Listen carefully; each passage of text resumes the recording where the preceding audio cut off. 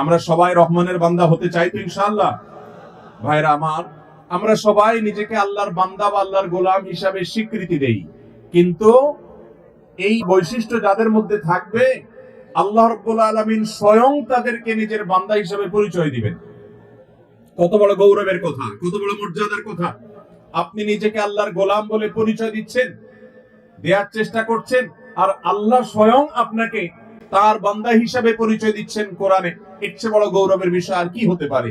এই বিষয়গুলোকে আমি যদি অর্জন করতে পারি, তাহলে কোরআনে হাকিমে স্বয়ং আহকামুল হাকিমিন আরশে আজিমের মালিক রব্বুল আলামিন আমাদেরকে রহমানের বান্দা বা আল্লাহর নিজে স্বীকৃত বান্দা সেই হিসাবে আমাদেরকে সার্টিফিকেট দিবেন। আমরা সবাই সেই গুণগুলো অর্জন করার চেষ্টা করবো তো ইনশাআল্লাহ? মুহতারাম হাজরিন, রহমানের বান্দাদের গুণ এবং বৈশিষ্ট্যের কথা বলতে গিয়ে আল্লাহ তাআলা বলেছেন ওয়া ইবাদুর রহমান, রহমানের বান্দা হলেন তারা আল্লাযীনা ইয়ামশুনা আলাল আরদি হাওনা, যারা পৃথিবীতে চলাফেরা করে তাদের এক নম্বর বৈশিষ্ট্য হলো তারা বিনয়ের সাথে চলাফেরা করে, তাদের চলাফেরার মধ্যে কোনো অহংকারের ভাব প্রকাশ পায়। আল্লাহ তাআলা কাউকে টাকার গরম দিয়েছেন, কাউকে আল্লাহ তাআলা পদমর্যাদার গরম দিয়েছেন, কাউকে আল্লাহ তাআলা জ্ঞান গরিমা দিয়েছেন, কাউকে আল্লাহ রাব্বুল আলামিন কোন প্রভাব প্রতিপত্তি দিয়েছেন, কাউকে আল্লাহ তাআলা অন্য কোন দিক থেকে অগ্রসর রেখেছেন। এই কারণে মানবীয় প্রকৃতিতে অহংকার আসে, নিজেকে বড় মনে করে, তার হাঁটা চলার ভেতরে এক ধরনের অহংকারী ভাব প্রকাশিত হয়। রহমানের বান্দা হতে হলে বিনয়ী হওয়া, যে বিনয়ের প্রকাশ হবে তার হাঁটা চলার মধ্যে, এর কোনো বিকল্প পথ খোলা নেই।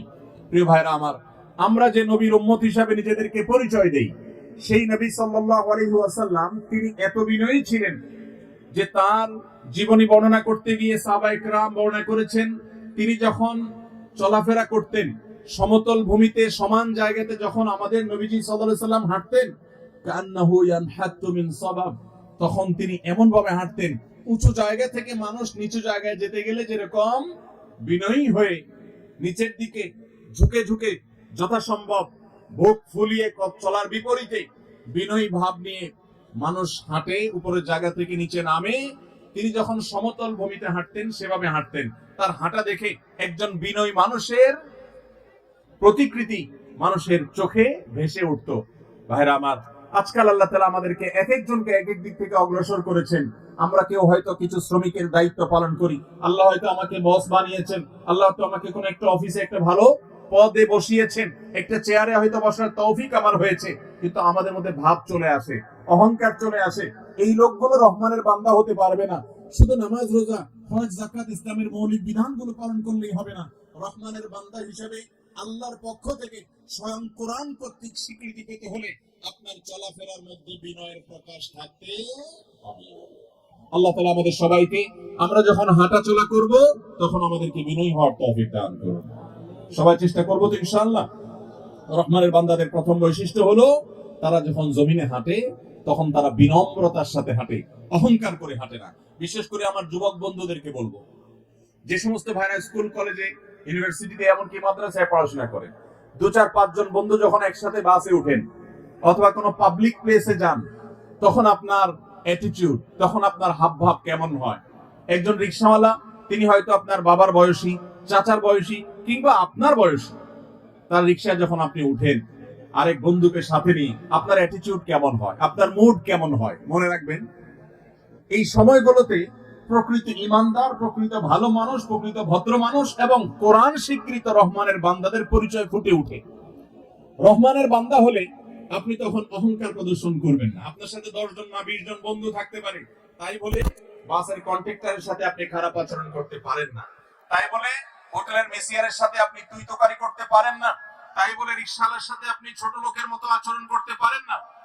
আল্লাহ তাআলা বহু মানুষকে পয়সা দিয়েছেন, অনেক মানুষকে হয়তো তার বাবাকে একটা অবস্থান দিয়েছেন, সেই অহংকারে অনেক যুবক ভাইরা আমাদের, তাদের চলাফেরার ভিতরে অহংকারের গন্ধ, দুর্গন্ধ বের হতে থাকে। এই লোকগুলো দুনিয়াতে নিজেকে অনেক বড় মনে করতে পারে, আল্লাহর কাছে নিকৃষ্ট মানুষ ছাড়া আর কিছু হতে পারে। অতএব আমরা বিনয়ী হওয়ার চেষ্টা করবো তো ইনশাআল্লাহ? নিজের অফিস কলিগদের সাথে আমার আচরণ হবে বিনম্র, রাস্তায় যখন যাব রিকশাওয়ালার সাথে আমার আচরণ হবে বিনম্র। আমাকে আল্লাহ প্রভাব দিয়েছেন, সেটা আমি যেখানে সেখানে খাটাবো না। আমি বিনয়ী হব, ছোট হব।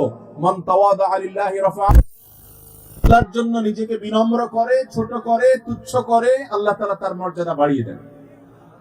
অতএব আমরা বিনয়ী হব তো ইনশাআল্লাহ। ভাইরা আমার, নিজের অফিসের উপরস্থ কর্মকর্তার কাছে সবাই বিনয়ী থাকে, এটার জন্য কোনো ওয়াজ করার দরকার নাই।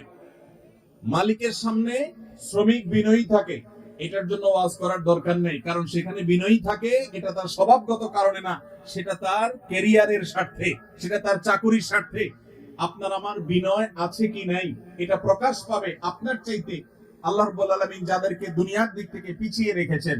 হয়তো একজন অশিক্ষিত মানুষ, হয়তো একজন গরিব মানুষ, হয়তো একজন বেবুজা মানুষ, হয়তো একজন রাস্তার সাধারণ মানুষ, আল্লাহ আপনাকে একটা ভালো অবস্থান দিয়েছেন, আপনি তার সাথে কেমন অ্যাটিটিউড করছেন, এই জিনিসটাই আপনার বিনয়কে প্রকাশ করবে।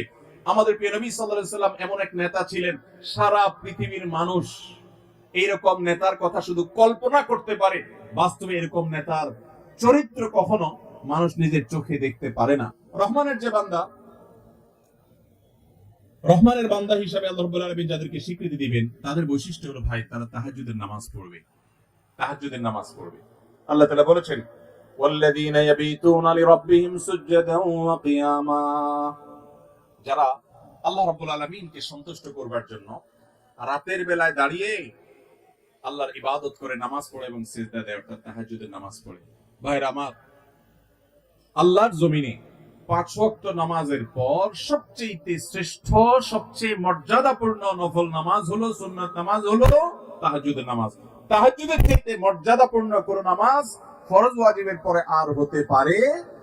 আল্লাহর অনেক প্রিয় বান্দা, অনেক সালাফ পূর্বসূরি ইসলামের ইতিহাসের মনীষীগণ বলেছেন, কেউ যদি আল্লাহর সাথে সুনিবিড় সম্পর্ক কায়েম করতে চায়, আল্লাহর সাথে একান্ত সম্পর্ক করতে চায়, আল্লাহর খুব কাছাকাছি যেতে চায়, আল্লাহর কাছে একান্তে কিছু চাইতে চায়, তাহলে তার জন্য ভোর রাতে দাঁড়িয়ে তাহাজ্জুদের নামাজ পড়ার চাইতে বিকল্প কোনো পথ খোলা নেই। মুহতারাম হাজরিন, নবী করিম সাল্লাল্লাহু আলাইহি ওয়াসাল্লাম বলেছেন, রাতের শেষ প্রহর যখন হয়, ভোর রাত যখন হয়, আল্লাহ তাআলা দুনিয়ার আসমানে নেমে আসেন এবং বান্দাদেরকে ডেকে ডেকে বলেন, তোমাদের মধ্যে কেউ ক্ষমা প্রার্থনাকারী আছো, আমি ক্ষমা করব। তোমাদের মধ্যে কেউ অসুস্থ আছো, আমি তাকে আরোগ্য দেব, শুধু চাও। অন্য সব সময় চাওয়া আর ভোর রাতে চাওয়া এক না। ভাইরা আমার, ডক্টর খন্দকার আব্দুল্লাহ জাহাঙ্গীর রাহমাহুল্লাহর একটি ঘটনা তিনি নিজে বলছিলেন কোন একটা বক্তব্যে, আপনারা অনেকে হয়তো শুনেছেন অনলাইনে। তিনি বলেছেন যে আমার কাছে এক আল্লাহর বান্দা এসে বলেছেন, হুজুর এমন এক বিপদে পড়েছি, এখান থেকে উদ্ধার হওয়ার কোনো পথ আমি দেখছি না, চোখে শুধু অন্ধকার দেখতে পাচ্ছি, আমল শিখিয়ে দেন বা কোন একটা আমাকে বলে দেন যেটা করলে আমার কাজে আসবে, দোয়া শিখিয়ে দেন। তখন স্যার রাহমাহুল্লাহ তাকে বলেছেন, আপনি ভোর রাতে উঠে, শীত হোক আর গরম হোক, আরামের ঘুম ছেড়ে ওযু করে, সুন্দর করে ওযু করে, লম্বা কেরাত দিয়ে লম্বা রুকু সিজদা করে 2 হাত তুলে এবং সিজদায় গিয়ে আল্লাহর কাছে চোখের পানি ফেলে মনের মতো করে কথাগুলো বলবেন এবং এটা নিয়মিত কয়েকদিন করতে থাকেন। তিনি আমলটা করেছেন। স্যার রাহমাহুল্লাহ বলেছেন, কয়েকদিন পরে লোকটা আমার কাছে আসলো, এসে বলছে যে ভাই, আমার নিজের কাছেই অবিশ্বাস্য মনে হচ্ছে যে আল্লাহ তাআলা আমাকে এইভাবে উদ্ধার করবেন, আমি কল্পনাও করি নাই, আমার সমস্যাটার সমাধান হয়ে গেছে। ভাইরা আমার, আপনি যদি পৃথিবীতে আপনার দুঃখের কথাটা বলার মতো কোনো মানুষ না পান, কারোর কাছে বলার পর ভরসা না পান, আপনার যদি দেয়ালে পিঠ থেকে যায়, তো মনে রাখবেন ভোর রাতের তাহাজ্জুদ হলো আল্লাহর জমিনে আপনার জন্য সবচেয়ে বড় অস্ত্র। কোরআনে কারিমে আল্লাহ তাআলা এই নফল নামাজের নির্দেশ আমাদের নবীজিকে দিয়েছেন, ওমিনাল লাইলি ফাতাহাজ্জাদ বিহি নাফিলাতাল লাক, রাতের কিছু অংশ নফল হিসাবে তুমি পড়ো। অতএব ভাইরা আমার, তাহাজ্জুদের নামাজ এটা আজ আমাদের পড়া কঠিন হয়ে গেছে, নানা কারণে কঠিন হয়ে গেছে। সবচেয়ে বড় কারণ হলো এই ডিভাইসটা, স্মার্টফোন। এটা আমাদের বারগুলোকে খান করে দিচ্ছে, এটার অনিয়ন্ত্রিত ব্যবহার যুবকদেরকে শেষ করে দিচ্ছে, এটার নিয়ন্ত্রণহীন ব্যবহার বহু যুবকের ছাত্র জীবন শেষ করে দিচ্ছে, বহু ঘর ভেঙে দিচ্ছে, বহু সংসার তছনছ করে দিচ্ছে, বহু সন্তানকে বাবা মা থেকে দূরে সরিয়ে দিচ্ছে, বহু স্ত্রীকে স্বামী থেকে দূরে সরিয়ে দিচ্ছে। এই মোবাইল ফোন আমাদের অবসর সময়গুলো নিয়ে গেছে। এটার ব্যস্ততা আমাদেরকে এত বেশি গ্রাস করে ফেলেছে যে রাতে আমরা শুইতে 12টা 1টা 2টা বাজায় দিই, সকালে ডিউটি আছে তারপর আমরা দেরি করে শুই। অথচ নবী করিম সাল্লাল্লাহু আলাইহি ওয়াসাল্লাম এশারের পরে আর কোন কাজ করা, কথাবার্তা, আলাপ সালাপ পছন্দ করতেন না। তিনি রাতে এশারের আগে সব সেরে ফেলতেন, এশারের পরে দ্রুত শুয়ে পড়তেন। এখন বিজ্ঞানীরা বলে এশারের পরে যদি তাড়াতাড়ি শুয়ে পড়ে, অর্থাৎ রাতে যদি প্রথম অংশে মানুষ শোয়, তাহলে সেটা মানুষের বডিতে ইমিউন সিস্টেমকে স্ট্রং করে, মানুষের রোগ প্রতিরোধ ক্ষমতাকে বৃদ্ধি করে। আমার নবী সাল্লাল্লাহু আলাইহি সাল্লাম সেই 1450 বছর আগেই বলে গিয়েছেন যে রাতের প্রথম অংশে ঘুমাতে হবে। শয়তান আমাদেরকে ঘুমাইতে দেয় না, 12টা 1টা 2টার মতো মোবাইল টিপাটিপি করি। তাহাজ্জুদ তো দূরের কথা, ফজর পড়াই কঠিন হয়ে যায়। ভাইরা আমার, একটা মোবাইল যদি নিয়ন্ত্রণ করতে না পারেন, ফেসবুক, ইউটিউব, টিকটকের মতো অ্যাপস গুলো যদি কন্ট্রোল করতে না পারেন, আল্লাহর কাছে জান্নাত দাবি করবেন কোন আসবে? অতএব চেষ্টা করবো তো ইনশাআল্লাহ। এসার পরে আর কোনো মোবাইল টিপাটিপি না ভাই, কোনো আলাপ সালাপ নাই, দ্রুততার সাথে যত তাড়াতাড়ি সম্ভব বিছানা চলে যাবেন। শীতের রাতে যদি আপনি তাড়াতাড়ি শুয়ে পড়েন, 9টা বা 10টার ভিতরে যদি আপনি ঘুমায় যেতে পারেন এবং ঘুমের আগে যদি অহেতুক মোবাইল টিপাটিপি না করেন, তাহলে শুলেই ঘুম আসবে। দেখবেন ভোর রাতে এমনি ঘুম ভেঙে যাবে এবং তাহাজ্জুদ পড়া সহজ হবে। বিশেষ করে রমজান মাসে সাহারি খেতে সবাই উঠেন কি উঠেন না? যখন উঠেন ওই টাইমটা দোয়া কবুল হয়। ম্যাক্সিমাম মানুষ এই বিশাল বড় সুযোগটা হাতছাড়া করে, শুধু সাহারি খায়, খেয়ে দেখে ফজর কখন উঠতে হবে। আরে ভাই, ঘড়ির দিকে না তাকায়া সাহারি খাওয়া শেষ হয়েছে 20 মিনিট 30 মিনিট যদি থাকে, তো ওই টাইমে 2 রাকাত নামাজ পড়ে একটু আল্লাহর কাছে হাত তোলেন, কারণ দোয়া কবুলের সময়। চেষ্টা করবো তো ইনশাআল্লাহ। রহমানের বান্দাদের 3 নম্বর বৈশিষ্ট্য হলো তারা তাহাজ্জুদের নামাজ পড়ে, ভোর রাতে উঠে। ভাই, তাহাজ্জুদের নামাজ সারা বছর পড়তে পারেন না, সকালে ডিউটি থাকে, রাতে আসতে আসতে দেরি হয়ে যায়, ভালো কথা। অন্তত বন্ধের দিনগুলোতে পরিকল্পনা করেন যে আমি তাহাজ্জুদ পড়বো। রমজানে পরিকল্পনা করেন, যে সুযোগ আছে সেই সুযোগটাকে কাজে লাগান। চেষ্টা করবেন তো ইনশাআল্লাহ। শীতের মৌসুমে একটু চেষ্টা করেন, মাঝে মধ্যে 2-4 রাকাত তাহাজ্জুদ পড়েন। আল্লাহ আমাকে আপনাকে আমাদের আমলের তৌফিক দান করুন।